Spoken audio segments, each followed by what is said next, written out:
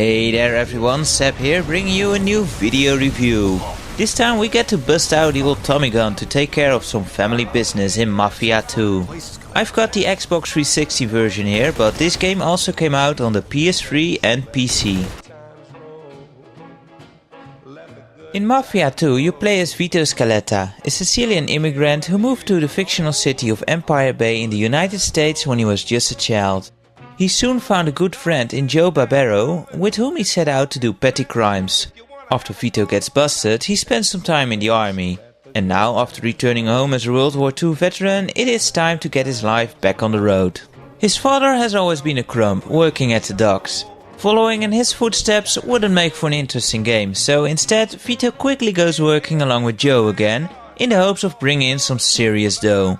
The game is spread out over 15 chapters, which are all filled with interesting missions and plot points.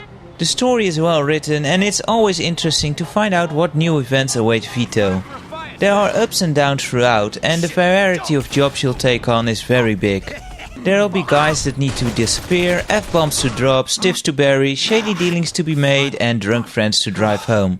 You know, the usual stuff. You were just what? Shut your fucking mouth and get your drunk ass outside. Alright, I'm going. You'll never get bored with the missions itself, as you are never forced to do a lot of the same things over and over again. That is to say, during the actual missions. Getting to those missions, however, is a whole other matter.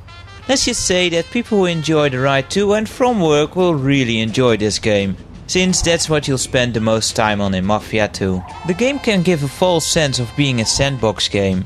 In theory it is, since you can basically go all over the map right from the start. But in essence, there is just no reason whatsoever to not go straight to the next story point. There's very little you can do in Empire Bay. You could rob a store or get your shoes polished, but that's about it really. And neither is very exciting or in any way rewarding.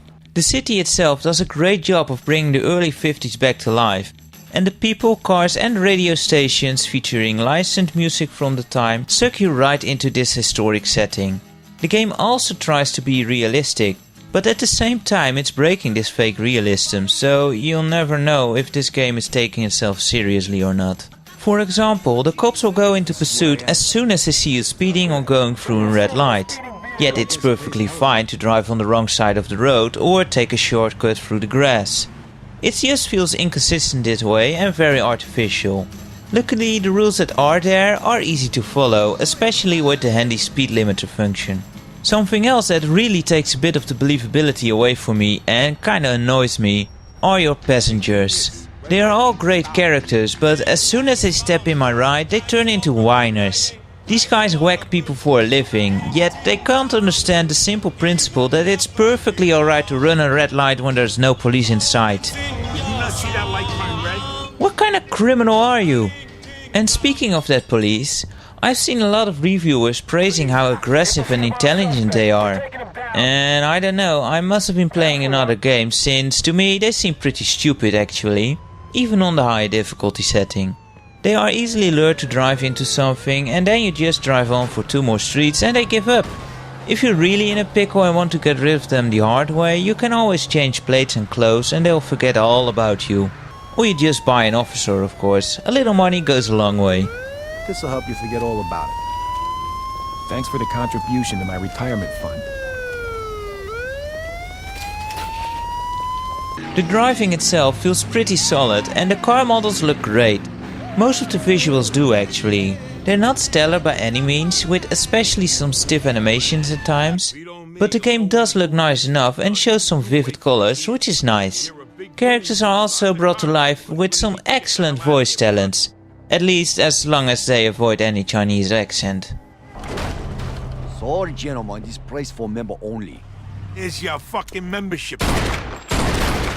When it's time for action, Vito knows how to take it too. Shooting feels solid with a handy cover system. You'll definitely need it too, as Vito can't take too much punishment before biting the dust himself. Most firefights come down to picking enemies off one after another from cover. What I really liked is that the game always tries to change up the environments you have your shootouts in. This keeps shooting fresh throughout the game. There's also a nice selection of weapons, but some feel a bit redundant. There's little difference in how the different machine guns feel, for example. Vito also knows his way around the ring when it comes down to a melee fight. Unfortunately, the fighting mechanics feel a bit basic and are very easy. All you really have to do is hold down the dodge button and wait for an attack and then counter that. I also really don't like the total lack of melee weapons. There's just no rearranging someone's teeth with a baseball bat here at all. There are also some stealth elements, but these are very much underplayed and you'll seldom be forced to rely on them. What I do like is that you can complete some missions in different ways. For example, do you shut off the alarm before cracking a safe so you can make a silent exit? Or do you say screw it and just shoot your way out? These different ways also have some effects on the cutscenes afterwards, which I find pretty cool, and it does help the replay value somewhat. Just somewhat though, since herein lies the biggest flaw of the game in my opinion. It's over way too soon, and with pretty much nothing to do aside from the main missions, there is little reason to really go back and play it again. It's also not even worth to collect money or clothes, as at multiple times these are taken away from you during the game. Strangely enough, you will keep your cars, which you can also upgrade at the garage for better performance. In total, the game will take you about 10 to 12 hours to beat at most, but half of this time is spent driving to your next destination. The story and characters are interesting to follow, but I just don't feel there is enough game to fully warrant a full retail price tag. It also doesn't help that the ending just screams, "Hey guys, keep your wallets warm for DLC if you want to see a satisfying ending." And sure enough, not even 2 weeks after its release, the first big DLC package is hitting the scene. This just really pisses me off. Why couldn't this be included in the retail game 2K? I call this milking the cow. My advice? Wait until the price drop and then get the game with the many DLC packages it'll surely have by then. Or if you have the chance, rent it to just enjoy the story and setting over the weekend and get an easy and big boost in your gamer score while you're at it. Well guys, that's my review for Mafia 2. I hope you enjoyed it. If you have played the game too, then please share your opinions on the game. Until next time, happy gaming and take care.